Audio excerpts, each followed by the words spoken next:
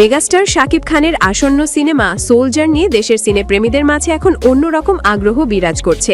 একদিকে যেমন নায়কের নতুন লুকে পর্দায় আসা, আবার শুদ্ধই সিনেমার নায়িকা তানজিন তিশার ফার্স্ট লুক প্রকাশ, সব মিলিয়ে দর্শকের আগ্রহ তুঙ্গে। তবে এমন মুহূর্তে ভারতীয় গণমাধ্যম আনন্দবাজার পত্রিকা দাবি করেছে, বলিউড কিং শাহরুখ খানের একটি জনপ্রিয় সিনেমার অনুকরণে তৈরি হচ্ছে শাকিব খানের এই চলচ্চিত্র।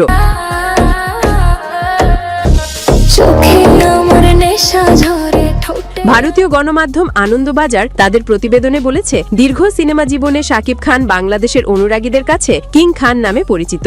ভারতীয় অভিনেতা শাহরুখ খানকেও তার অনুরাগীরা প্রায় ৩০ বছর ধরে একই নামে ডেকে আসছেন। এবার শোনা যাচ্ছে শাকিব সেই শাহরুখের ছবিকেই অনুপ্রেরণা হিসেবে নিচ্ছেন।